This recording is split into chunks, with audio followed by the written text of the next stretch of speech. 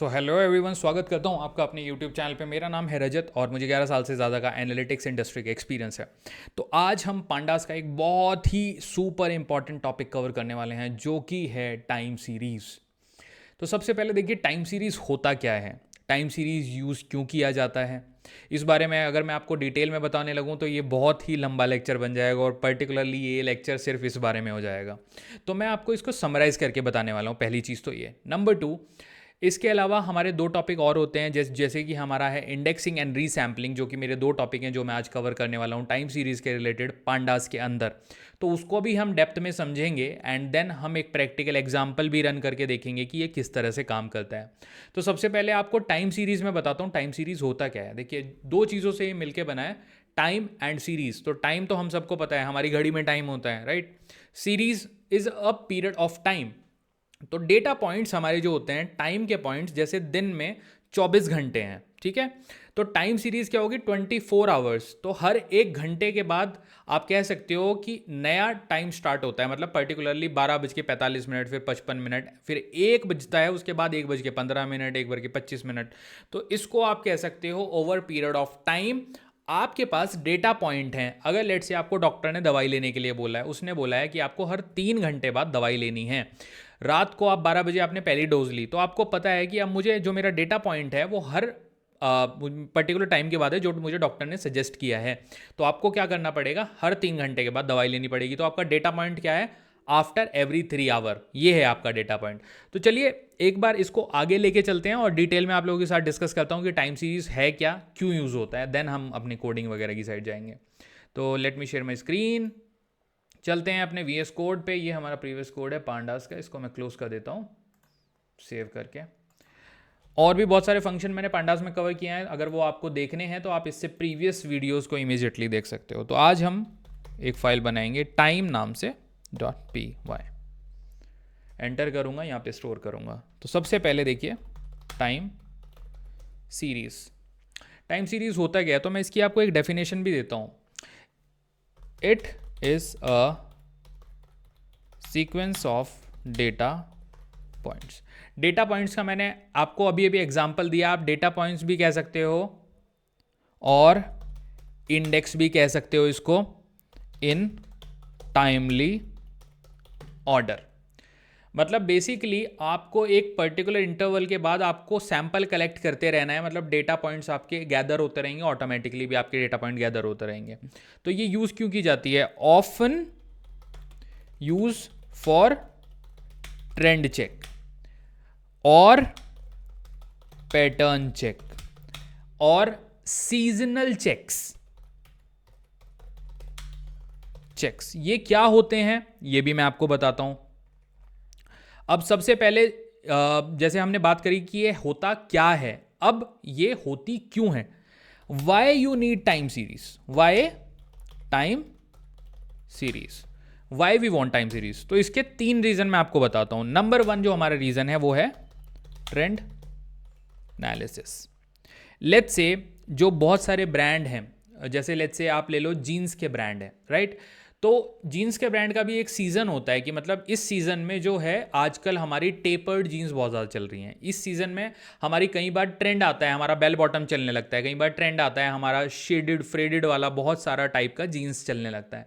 तो ये आपको ओवर पीरियड ऑफ टाइम एक ट्रेंड एनालिसिस करने में हेल्प करता है। Time series will allow you to do that also, okay, to observe trend over period of time, allow to observe trend over period of time।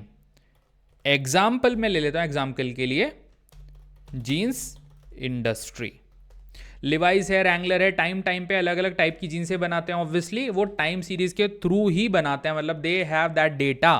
तो that's why हम बोलते हैं कि ट्रेंड एनालिसिस। दूसरा रीजन है इसको यूज करने का, सीजनैलिटी।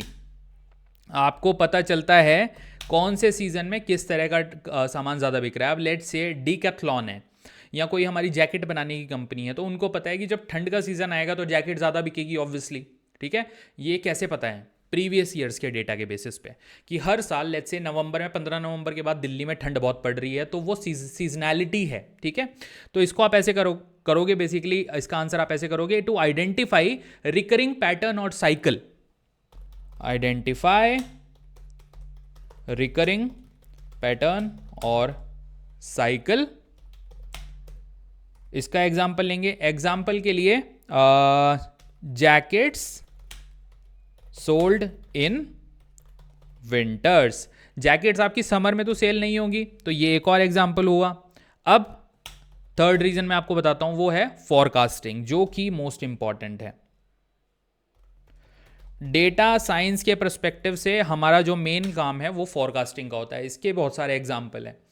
आप अगर एक बैंक में जॉब करते हो, आप JP मॉर्गन में जॉब करते हो, आप स्टैंडर्ड चार्टर में जॉब करते हो, तो वहाँ पे आप क्रेडिट कार्ड इशू करते हो लोगों को, तो आपको पता है फोरकास्ट करना है कि कितने ऐसे मेरे बंदे हैं जो मेरे डिफ़ॉल्ट करेंगे।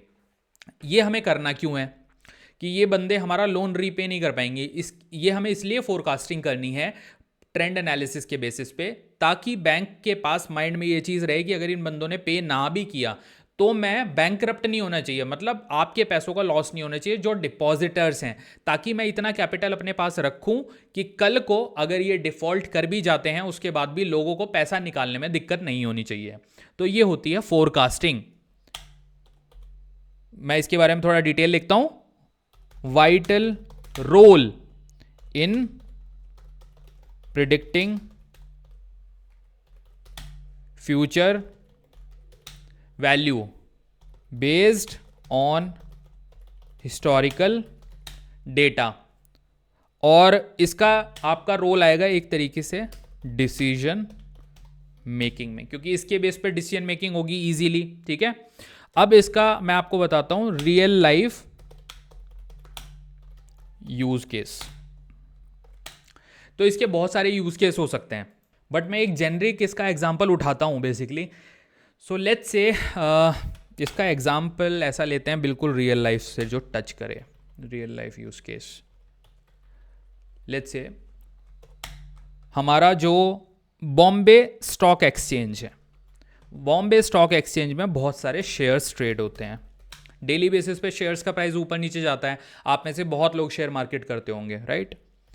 अगर कोई एक शेयर है, लेट्स से मैं इन्फोसिस की बात करूं, तो इन्फोसिस का जो शेयर है वो ओवर पीरियड ऑफ टाइम बहुत चेंज हुआ होगा ऑब्वियसली। तो वो जो शेयर प्राइस में वेरिएशन आया होगा उससे आपके पास इन्फोसिस को लेके हिस्टोरिकल डेटा कलेक्ट हुआ है और मार्केट का ट्रेंड भी कलेक्ट हुआ है कि जब क्या ऐसे इंसिडेंट हुए कि प्राइस गिरा और क्या ऐसे इंसिडेंट हुए कि प्राइस उठा। हिस्टोरिकल डेटा है, ट्रेंड है, उसके बेसिस पे टाइम सीरीज काम करता है। जैसे कोविड आया था, प्राइस गिरा था, कुछ अच्छा इंसिडेंट हुआ, क्वार्टरली पॉजिटिव रिजल्ट आया तो ऑब्वियसली बढ़ा। अब मैं आपको दिखाता हूँ, लेट्स से इसका मैं कहना क्या चाहता हूँ, रियल लाइफ यूज केस इसका कहाँ पर है। तो मैं ये ओपन करता हूँ बेसिकली, आप लोग यहाँ पे देख सकते हो कि इन्फोसिस का जो शेयर प्राइस है 5 साल का मैंने फिल्टर लगाया है। अगर मैं मैक्सिमम का फिल्टर लगा दूं तो आप देखो 2002 में ये कितने रुपए था, 75 और 65 रुपीज़ था। आज ये कितने रुपए का है, 1500 रुपए का है। तो ये है हमारा एक तरीके से टाइम सीरीज, ओके, कि कितने टाइम पर उसका प्राइस क्या था। अब वापस आते हैं यहाँ पर, तो ये तो हमारा पूरा डिस्कशन हो गया हमारी टाइम सीरीज के बारे में। अब इसको थोड़ा आगे लेके चलते हैं डिस्कशन को, जो हमारे टॉपिक आज हम कवर करने वाले हैं। So thank you so much everyone इस वीडियो को देखने के लिए। देखिए आज हमने टाइम सीरीज को समझा, क्यों यूज़ करते हैं, क्या क्या उसके फैक्टर होते हैं। एक मैंने आपको रियल लाइफ एग्जांपल भी इसमें ऐड करके दिखाया। तो नेक्स्ट जो हमारा वीडियो आने वाला है उसमें हम अब डिटेल में बात करने वाले हैं हमारे फर्दर टॉपिक के बारे में, एंड देन उसमें हमारे टॉपिक जो कवर होंगे वो होंगे डेट टाइम रीसैम्पलिंग, एंड हमारा जो सेकेंड टॉपिक होगा वो होगा इंडेक्सिंग। तो ये हम अगले वीडियो में कवर करेंगे। थैंक यू सो मच इस वीडियो को देखने के लिए। प्लीज़ मेरे चैनल को सब्सक्राइब करें एंड इस वीडियो को शेयर करिएगा। Thank you so much.